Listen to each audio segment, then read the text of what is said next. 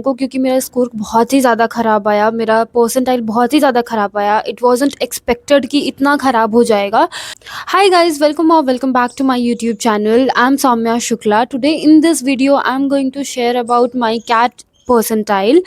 So many of you are asking in the comment section, how was your CAT? So I'm sharing with you guys. I wasn't very excited about this, इसीलिए ये video इतनी late जा रही है, क्योंकि मुझे कोई interest नहीं था स्कोर बताने में आप लोगों को, क्योंकि मेरा स्कोर बहुत ही ज़्यादा ख़राब आया, मेरा परसेंटाइल बहुत ही ज़्यादा ख़राब आया। इट वाज़न्ट एक्सपेक्टेड कि इतना ख़राब हो जाएगा, लेकिन हाँ, मेरा स्कोर बहुत ज़्यादा ख़राब आया है। मुझे उसका एक रीज़न जो बहुत ज़्यादा प्रोमिनेंट लगता है कि मेरा जो लास्ट में जो प्रिपरेशन जर्नी थी, वो बहुत ही स्टार्टिंग, मतलब जैन से ही मैंने दिसंबर जैन से ही स्टार्ट कर दिया था, तो उसकी वजह से वो बहुत ज़्यादा मतलब लंबा चला, और उसकी वजह से मुझे थोड़ा फटीग हुआ प्रिपरेशन से, मॉक्स दे के, सेक्शनल्स दे के। उसकी वजह से मुझे लगता है कि कुछ एक रीज़न था कि मुझे फटीग हो गया था, पूरा प्रिपरेशन जर्नी से ही मुझे फटीग हो गया था, तो इसकी वजह से मुझे लगता है कि मेरा कैट थोड़ा सा ख़राब गया है। ये तो कुछ एक प्रोमिनेंट रीज़न ज़रूर था उसमें। चलो मैं शुरू करती हूँ आप लोगों को बताने से कि मेरा एग्ज़ाम डे पे मैंने कैसे स्टार्ट किया। मेरा स्लॉट 1 का एग्ज़ाम था, कैट का स्लॉट 1 में मेरा एग्ज़ाम था, और जब एग्ज़ाम चालू हुआ तो सबसे पहले वीएआरसी सेक्शन आया। वीएआरसी सेक्शन में सबसे पहले मैंने पूरी आरसीज़ की तरफ गो थ्रू किया। सबसे पहली आरसी देखी, दूसरी देखी, तीसरी देखी, चौथी देखी, देखा कौन-सा मैं कर सकती हूँ उनमें से। सो मुझे 3 आरसी उसमें लगे कि जिसको मैं कर सकती हूँ सबसे पहले, तो मैंने 3 आरसीज़ अटेम्प्ट किए, और उसके बाद फिर मेरे पास कुछ टाइम बचा था, लेकिन इतना टाइम नहीं बचा था कि मैं एक और आरसी अटेम्प्ट कर पाऊँ। इसीलिए मैंने फिर पैराजंबल सॉल्व किए, ऑड वन आउट सॉल्व किया, ये सारे 2-3 क्वेश्चंस और सॉल्व किए थे।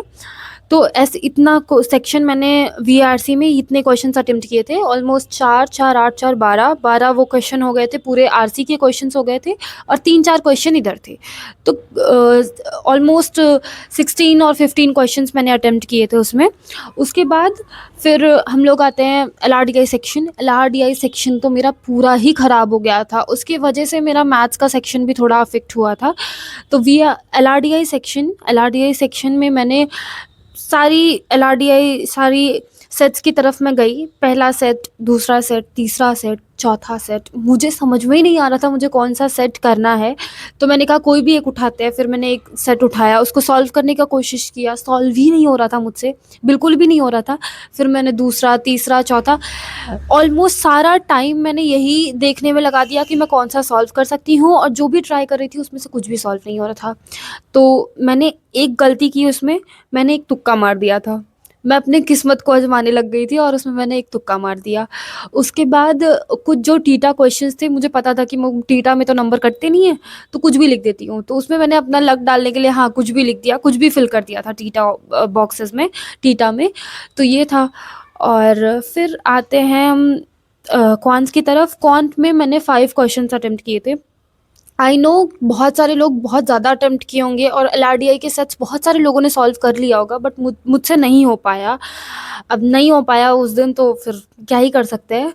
और मैंने क्वांट्स में 5 क्वेश्चंस अटेम्प्ट किए थे और पूरे, और मुझे पता है कि उसमें और क्वेश्चंस इजीली अटेम्प्ट हो जाते। बहुत सारे लोगों ने 10-10 12-12 क्वेश्चंस भी किए थे, बट एलआरडीआई सेक्शन बहुत ख़राब गया था, तो इसकी वजह से मेरा क्वांट सेक्शन पे भी अफेक्ट पड़ा, और उसकी वजह से मैंने 5 ही क्वेश्चंस उसमें अटेम्प्ट कर पाई थी मैं। और ओवरऑल जो था यही सिनेरियो था मेरा कैट का, और मुझे पता था कि मेरा बिल्कुल भी अच्छा नहीं गया, क्योंकि एलआरडीआई का सेट मैं एक भी अटेम्प्ट नहीं कर पाई थी, और उसमें जो भी अटेम्प्ट क्या किया था वो तो तुक्का मारा था मैंने, अपना लक देख रही थी उसमें मैं। तो ये था उसका रीज़न, मेरा कैट बहुत ही ज़्यादा ख़राब हो गया था। तो मुझे पता था कि बहुत अच्छे स्कोर्स तो नहीं आएंगे, बहुत अच्छे परसेंटाइल तो नहीं आएंगे, तो मेरा कैट परसेंटाइल जो रहा था वो 72.55 था। मुझे पता है बिल्कुल भी अच्छा परसेंटाइल नहीं है, बट ठीक है, जो आ गया वो आ गया अब। लेकिन मुझे पता है कि मैं गैप ईयर था मेरा, इस साल गैप ईयर था, तो मैं अगली साल ड्रॉप नहीं ले सकती हूँ, और मैं कोई ना कोई कॉलेज इस साल ज़रूर लेने वाली हूँ। तो आप लोग मेरे साथ जुड़े रहिएगा, तो आप लोगों को पता चलेगा कौन से कॉलेजेस मैंने फॉर्म फ़िल किया है, कौन से कॉलेजेस में जा रही हूँ मैं। और आप लोग भी अपने कैट परसेंटाइल को कमेंट सेक्शन में बताइएगा। अगर ख़राब आ गया तो कोई बात नहीं, बहुत लोगों का ख़राब आता है, ये लाइफ़ का एंड नहीं है हमारा, और भी बहुत सारी चीज़ें हमारी लाइफ़ में है, तो यही पॉजिटिविटी लेके मैं अपनी लाइफ़ में चल रही हूँ। और मैं गैप ईयर नहीं लेने वाली हूँ, तो जो भी मुझे कॉलेजेस मिलेगा मीडियोकर एकदम टियर 2 टियर 3 कॉलेजेस जो भी मिल पाएगा, मैं स्नैप के थ्रू एंड मैट के थ्रू मैं ले लूँगी वो कॉलेजेस, और इस साल मैं एमबीए करूँगी। इस साल मैं ड्रॉप नहीं ले सकती हूँ।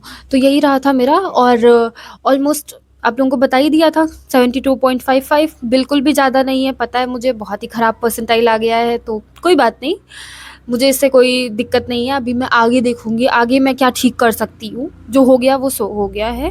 और आप लोग भी बताइएगा कि आप लोगों का स्कोर क्या रहा था, आप लोगों का कितना परसेंटाइल आया था।